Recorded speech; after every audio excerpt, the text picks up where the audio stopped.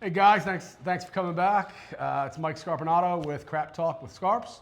Today we are fortunate to be joined with one of the area's greatest golfers. I wouldn't go that far. Stevie one time. Otherwise, Steve Rinaldi is one of the area's best mortgage brokers. They handle every type of loan that you can basically imagine. What is the name of the mortgage company? Rinaldi Group LLC. Names it after himself. Jeez. Residential, commercial, You everything. name it, we do a one-stop shop. I mean, we're solving problems for people. Hard money loans. I mean, anything that when you're building or trying to buy. As somebody who needed a hard money loan at one point when we were building a house, they were able to handle it, and a lot of guys, because of where we were in the project, kind of denied it because we had already started it. Steve was able to kind of facilitate that, and now we get to live in this beautiful home that he helped us do. So your ideal client, right? Like everybody, we make money off everything: toilets, faucets, water heaters. You make money off every type of loan, but ideally the easiest and the most beneficial for everybody, what do you think that is, type of loan-wise?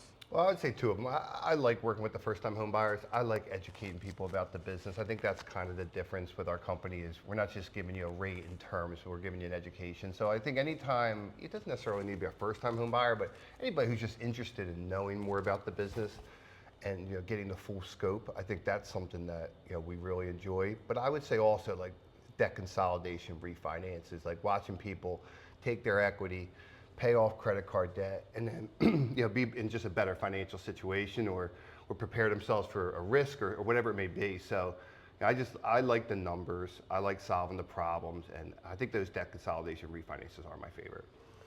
And that's basically you're helping people breathe, right? Like there are times where you start growing your family and you buy this, you buy that, you put this on a credit card because something happens. Christmas comes, you put that on a credit card. Well, it's kind of like what inflation does, right? Like, so the world's got 30% more expensive in the last 5 years. So what's happening is people are spending their credit cards, people are using more money, people are spending, like their month to month is costing more money, and then now that's transitioning to credit card debt. But the other thing that inflation does is makes the value of your house go up. So people have more equity. Like I talk to the younger people about buying a house, it's like, it's more expensive for us, right? Like we know it's more expensive, but our houses keep going up, our stocks keep going up, everything keeps going up. So I think, the debt consolidation refinance will become more and more in vogue as rates improve because nobody wants to pay 28%. The one thing I would say about the credit card debt is nobody talks about it, but those minimum payments are 30-year fixed payments. So like when you have a $7,000 credit card and you're paying $250 a month, like 230 of it's going to interest. So just helping people understand that is something I do enjoy. Helping people breathe. So Yes. Before you started doing mortgages, what is it that you were doing? Well, I was a teacher. I taught in 15 years. So 1 year in Chester, 7 in North Philly, Kensington, Cumberland, and then 7 in West Philly, 53rd and Media. But I was doing mortgages part-time. And then basically I started ramping up in 2013, 2014, and then 2016. I think I had enough of a following in the mortgage business where I could go full-time, and that's when I retired. So numbers to numbers. Went Yeah. from Yeah, numbers, yeah, basically. It's very, very transferable skills, Right. I would say, yes. right. Yes. You just said you were a teacher for a while before you got into the mortgage. What was that flip? What was it that you were just like, what was it? And honestly, was it just money? I mean, as somebody who's married to a teacher, I've offered her different positions in my company for more money, and she stayed. But what was it that you were just like, like this, I love doing this. I love being a teacher because obviously where you were working was not very easy. Well, I did areas. love the job, though. Right. I did love the job. There's no denying that. But I would say the job got a little bit tougher each year. When I started off, I feel like there was a degree of respect for the teacher. At the end, I had kids cursing me out, and I'm writing them apology letters. So I would say that was part of it. But I would say the major part of it is I retired when my son was basically 2 months old, and basically my wife wanted to stay home, and I didn't think I could pull it off as a teacher, and I was just making enough money. What the math came down to is I was making similar money teaching as I was in the mortgage business, but spending 50, 60 hours a week as a teacher and 10 to 20 hours doing the mortgages. So I was just like, if I just dedicated the time that I'd spent teaching, wouldn't that work? And it did, you know, and it did pretty much almost immediately too, you know. So, you know, our shop's right on 322 in Aston, and I always say to Steve, whenever I'm going home most days, there's a gigantic billboard with Steve's head right in the middle of it. You know, you're a Delco guy. You live up the street from there. Yep. You're literally grew up off Chester Pike, right? Yeah, I'm a Glen Olding guy. So, like, what is it about Delco that's unique about servicing this area? Is it because of the such contrast in different areas? Like, what is it that is about Delco? Hey, that you set up shop here? And well, two things about Delco I jump out. Like, number one is like I do feel like this is an area where you can move a few blocks and kind of change your family situation, which I think is nice for real estate. I think that, you know, different areas provide different results. The other piece is that people from Delaware County are loyal. No, I don't hear a lot of people talk about that, but I think in Delaware County, like if you're somebody who answers the phone, you give them good advice, they tell everybody, and they come back to you. And I think that that's something that I've really benefited from, is that, you know, I am somebody who tries to carry every day respectfully, and if, you know, call me at 8 o'clock at night, I answer the phone. I think people respect that. I think people talk, and it is an area that's loyal. There's no doubt about that. what do you like best about working in this area? I mean, you said the loyalty is a really nice attribute that comes with this area, but is that what is kind of your favorite thing about working in this area? You think would be that? Well, I don't know. I mean, I think that there's a lot of good people around here.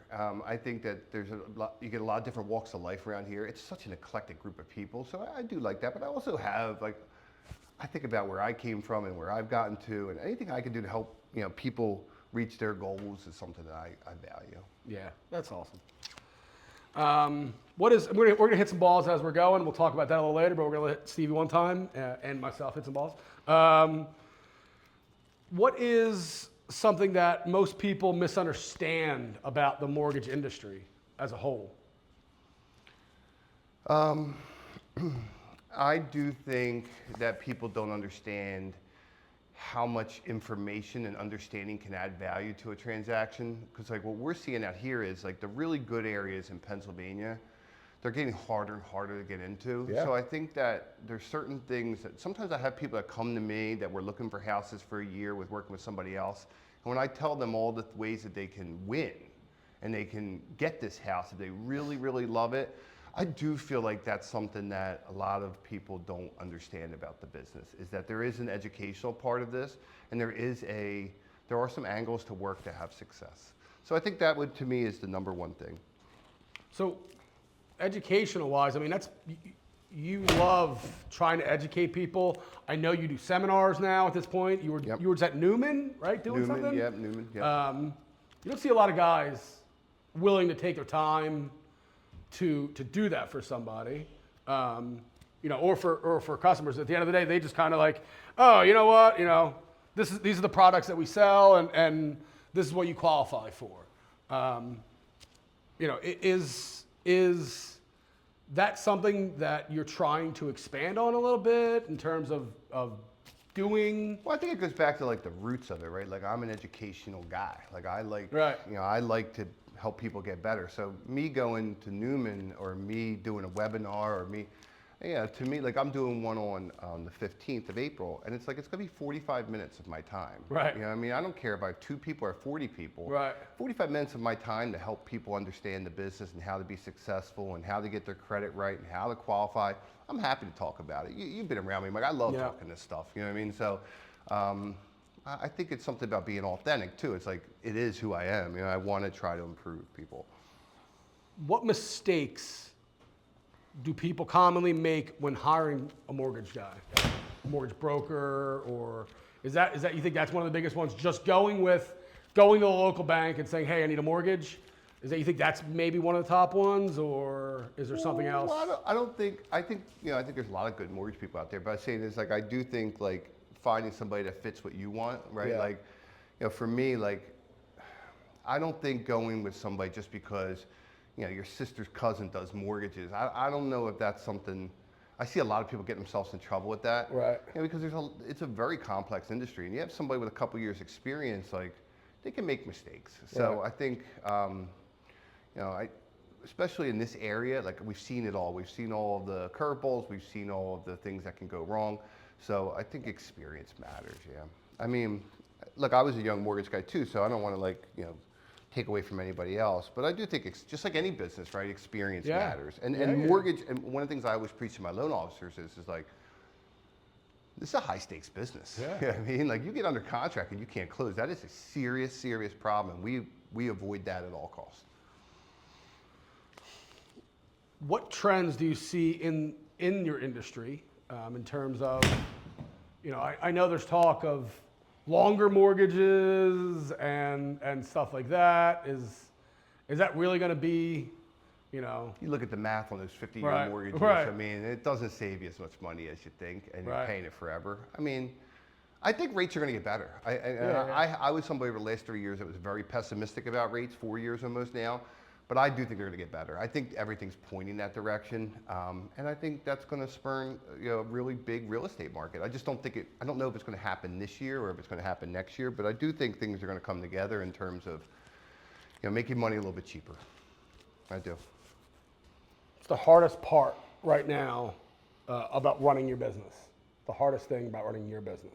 It's really just developing the young loan officers. You know what I mean? I think that for me, like, I've got so many good relationships and so many past clients, it's easy for me. But when I saw rates go, I don't know what people know, but like basically when the war in Iran happened, rates went from like 5.875, 5.99, basically 6.5. I mean, the first thing I thought about was like, some of the younger loan officers that were thinking that they might get to that next level and then watch the business pretty much freeze up on them. So it's just, I think that's the toughest part of business is like, I want to see a lot of these guys want to follow the same trajectory that I followed. Right.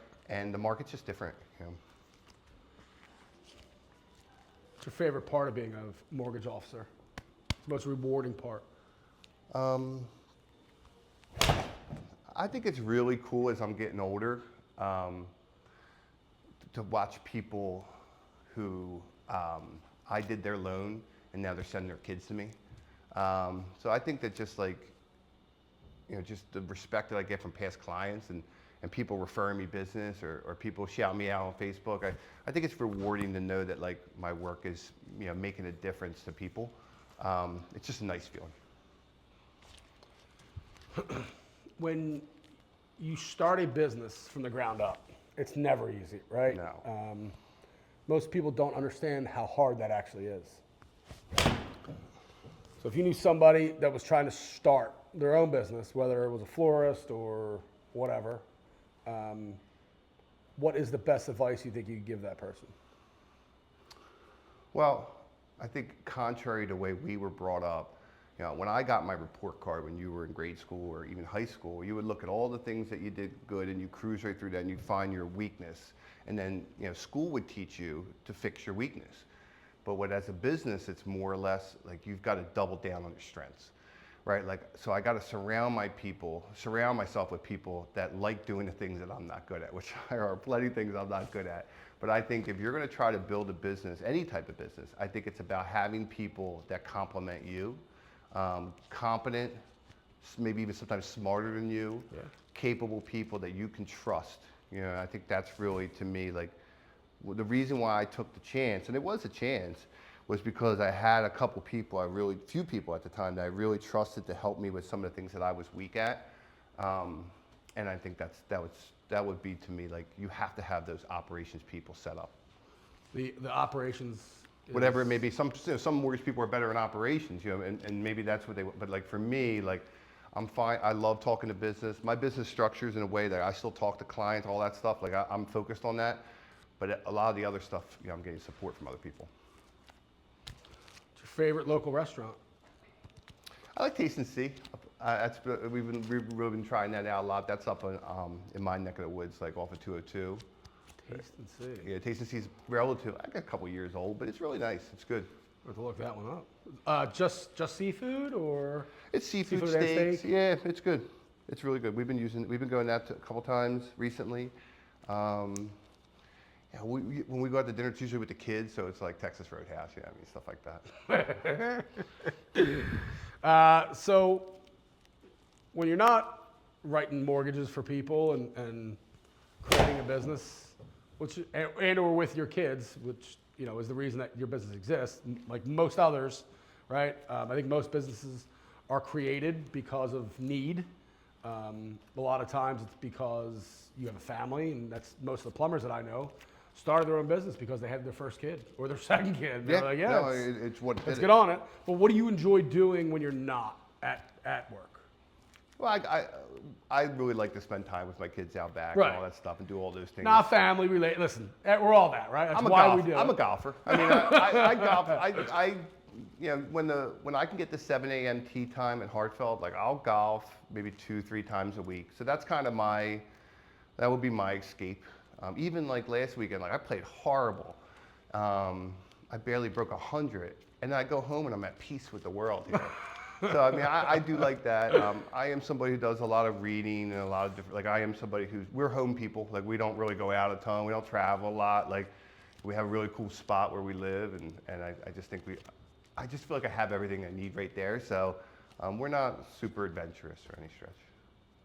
If you were not doing your current job and you weren't teaching, what would you be doing right now, do you think?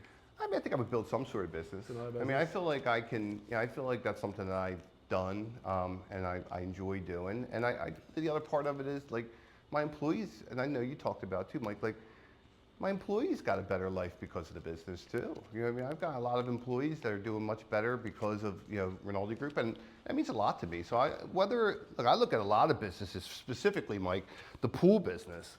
You know what I mean? Like I see a lot of businesses that I think could be ran a little bit better operational, and I think could probably make better decisions. And that's why I like that networking group, because I get to talk to some of these young contractors and help them get to the next level. But yeah, I'll build some sort of business. I mean, that would be, I have other businesses I'm working on, but like that would be my thing. You have something, what else are you working on right now?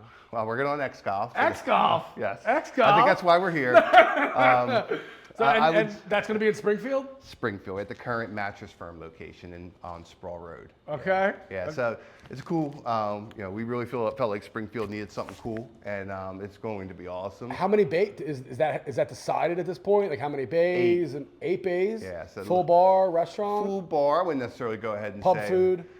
We're looking to kind of network with people locally for the food. One of the Okay. big challenges of X-Golf is like you can only do like an air fryer, and look, there's a couple good, really cool spots in there. Right. Yosemite Burritos there. Yeah. Johnny Paisano's already reached out to Johnny Paisano's, and they said that they were going to meet with us. So it's like our hope is to get the food, outsourced so it's good and easy, and from the client's perspective, they don't even really notice the difference. Right. So that would be the idea, but it's really going to be purely golf. Leagues, winter leagues. Winter leagues, like that. and anybody who's been to simulators, I don't think there's any technology that matches X-Golf. Right. And that's actually the reason why we wanted to go forward with them. Not just the brand, but the technology's excellent. I mean, it cannot be more accurate. And, it's a great place. I think a lot of people envision it like we're doing here today, but it's a place where you could have a birthday party. It's a place where you could have, you and your daughter could have your first round of golf. Like, you know what I mean? Like, it's a really safe, welcoming place where we think a lot of families can have a lot of great experience. To spend time together. Absolutely. That way the kids can spend That's the time way with I mom see and it. dad. And, listen, I mean, one of my favorite things is Sunday mornings, actually. If we go to Saturday Mass and then go to dinner, Sunday mornings, I'll come here with the 2 girls. It's great. Maybe end up getting an X-Golf membership also. But the simulators, if you have young kids, they're not chasing balls. You're not getting hit by somebody else. I took my kids to one at our office. We have one in the office in media, and they were having a ball. And it was easy for us. Even my wife was hitting balls. So, right, because you don't have other people watching. You're like, it's just you guys. Like, it's not, It's totally enclosed. It's real, and the kids love it. They get into it. They definitely do. That's awesome. X-Golf coming to Springfield. Hopefully this fall. Waiting on some final things, but this fall/winter should be good to go over there. Yeah, well, our hope is, like we said, September. Of course, how this goes. Right. We think our end goal is like we really want to be open by October, November at the latest. Within the next 6 to 9 months, doors should be open. If it's not open in 26, I'd be very disappointed. Yeah, So okay. we'll do everything we can do to get that done. That's awesome. So you had mentioned you have some webinars coming up. Yep. Anything else? When are those? When are they happening? Do you have anything else that are coming up? Just getting started with it. So we have one on April 15th. So I think probably come out before this. And then we're going to try to do it every couple weeks. You know what I mean? Just make it something that people can count on and past clients. I probably have, Mike, think I have somewhere around 12 to 1,500 past clients we can reach back out to that will, possibly, pass it along. And then also, like, we're thinking, like, even if we just get a few people for the first one, maybe those few people tell people too. Because it is, like, I'll tell you, Mike, when I went to Newman, I didn't know what to expect. I thought it was going to be like, they're looking at their phones. They're blowing big bubble gum. Yeah, that's really what I thought it was going to be like. Those kids, and they're really not kids or adults, really. Right. They were locked in. They were like following me to the car. Like I had a meeting. I was half hour late for our next meeting. They were so locked in, and I think what it was what I've learned through it was that they learned so much theory, right? Yeah. You remember the days. Yeah. But this was very practical, and the way I deliver it is very practical, and they know it, they see it, and they walk out. I was saying to people, I think you save tens, if not hundreds of thousands of dollars through your life through this 45-minute webinar. It's kind of a wild claim, but when you think about some of the things that I brought up, it really does make a huge difference between their credit, when to buy a house, what to look for when you're buying a house, the idea of sweat equity, all that stuff. Yeah. I mean, so I think that's really the purpose behind the presentation was trying to tackle affordability. Kind of what we were talking about earlier. Like, everything's got more expensive. Okay, so how do we maneuver that? So that's kind of where it was. You got another thing coming up, another golf event, just so we're clear on this. Yes. Garnet Valley, the one of the that I Googled it. There's multiple Garnet Valley Opens, but well, I'm a little offended by that. But yes, we're the Garnet Valley Open. But you and Brian Spangler, right? Fourth year of it, yes. So we're doing pretty good with it. And what's the charity behind it? What's it for? So we have a bunch of Garnet Valley students, usually somewhere between 40 or 60 Garnet Valley seniors. They write essays, or they can do a couple different ways, but present like what home means to them, because Brian's in the real estate business and I'm in the mortgage business. So what home means to them. We get some really good responses, and then usually we're giving 2 college scholarships to Garnet Valley seniors. Is there a website? I mean, maybe we can we'll throw that up. Absolutely. It's a great event this year. It's at Hartfeld, right? Yeah, it's at Hartfeld this year. It's been at Concord the last 3 years. Concord was great, but we just wanted to kind of mix it up. That's nice. Is there a topic that you could talk about for an hour to a home buyer? Just one. Anything that you would have them read up on or try to study on outside of what you can advise them on? Is there information that if you knew somebody before you even got to them that they could read or anything like that or watch? Maybe one of your webinars. Are you guys going to record them and put them on there? My presentation at Newman is you can get that online. Okay. I believe part of it's going on our website soon. Like that can be pulled up. Look, at the end of the day, I kind of feel like credit is a big mystery for people. Right. I think one of the things that we all is a challenge for all of us is like, you kind of forget how little you used to know about certain topics. And I think credit and understanding credit and how to get the most out of credit, there are little tweaks you can do with the way you handle credit cards, which can make a big difference. And then, the other thing I always say about credit is just confirming payments come out. I see people saying that they have payments that got made and then they just never came in. And it only takes a minute to double check that. And it takes 7 years for a late on a credit card or late on mortgage to. 7 years. Correct. So that's what I'm trying to say is like, I think some of these little nuanced things can make a big difference. So that would be the thing I think. If I could talk for something for an hour, which I like to be concise, maybe my assistant might disagree with that, but I say this but I do generally, when I'm talking about this business, I like to be as clean, as crisp, as concise as possible. I could talk an hour about credit. I could talk an hour about qualifying too, and then some of the things that you could do to make sure that you qualify. Even just being in the right area. Correct. For your bracket and everything else, right? Well, I think it all starts with the monthly payment. Yeah. It all starts with the payment that you want to shoot for. And focusing on those monthly. The biggest horror stories I see, Mike, is when people fall in love with houses that they can't afford. And I try to do everything I can do to make sure that doesn't happen. So, Steve, there's when you're buying big purchases, as somebody who routinely goes and buys a new work truck every year for a new employee or a new branch that we're creating, we don't necessarily look at what we can afford first because it's a truck and we know that truck's going to make us money, right? Sure. Houses, make money, but they don't make money like the trucks make us. Sure. So ultimately, if somebody is going to buy a house, more important to find a house that you think you can live in or a house that you can afford first? Well, I never want anybody to be house poor because of lack of guidance from my end. So you want to be able to furniture. You want to be able to have the people have furniture in the house, right? Well, I mean, I'm not saying it's not going to be scary, because I remember buying my first couple of houses. It was scary, just like anything else. But I think the way I frame it to clients is, when I talk to them about the beginning of the conversation is, what is the monthly payment that you want? And then what will be the highest monthly payment you could possibly live with for the perfect house? I think that's where it all begins. Because once you have that number and we can work around that number, now where do you want to live? What areas? We know what the taxes are for the most part. Right. So what would be, then we can get serious about hey, if you want to be, let's just say $2,800 a month, well, here are the houses that will get you back to $2,800. Because one of the things that we always try to avoid, and I say it just like this, is if you got to watch what houses you walk into, because you might walk into a house, fall in love, you come back to me, it's $3,800 a month. Now you got a problem, because now you got to go figure out. Now, first of all, it's hard to go back to $2,800 a month once you see what $3,800 will get you. But we don't want you to be house poor. We want you to be, owning a house brings problems, and you're going to have, there's going to be additional costs, and it's a good value play long term, especially in Delaware County, and this area is one of the strongest real estate markets in the country. We just don't want you to get over your head.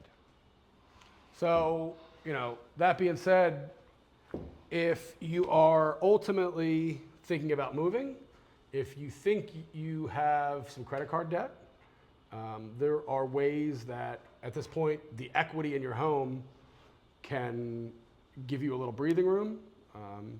And maybe at this point the equity in your home can help you get into a bigger home or a different area or something else or a toy if whatever at that point. Like I said in the beginning, Steve literally helped me solve one of the problems that was keeping me up at nights when I was building my home.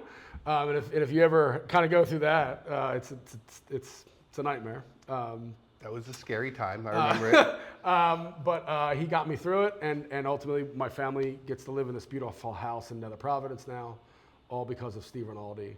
And so when we were starting the write-up list, he was one of the guys that this service I know affects so many people, whether you're young and in college and you're getting ready to come out and you're going, hey, I'm never going to be able to afford a house. Well, you plan for college. You need to start planning for the next chapter, and that's getting a home, right? Or buying a home. That may be 5 years down the road. It may even be 10 years down the road. I was 30 by the time I bought my first house. So that's fine, right? But if you start making a plan for that, you'll get there. If you don't ever plan for that. Absolutely, and that's really what the presentations are, and that's what the webinar is going to be about, is really just setting people up with a blueprint of how to buy that first house. Because it's the first one is the hardest, as we all know, and just helping younger people. And those, when I say younger people, I mean first-time home buyers can be 35, 36 years old, so whatever it takes, but just getting them on that road. It's one of the reasons I like doing this. When we created Crap Talk with Scarps, it wasn't about us, it was about you guys, and it was about showing the people that we work with that have made my life easier, my life better, and we really are fortunate that Steve's in it, and we love him being a partner with us, and we're happy to be in any of the events that he's with, just because of the type of people that he surrounds himself with. So if you're out there and you're looking for a mortgage or you're just looking to get educated in the mortgage industry, Steve Rinaldi is your man. Thank you, Mike. Thank you for the opportunity, guys. Thank you. Thanks, Steve. I appreciate it, brother. Thank you.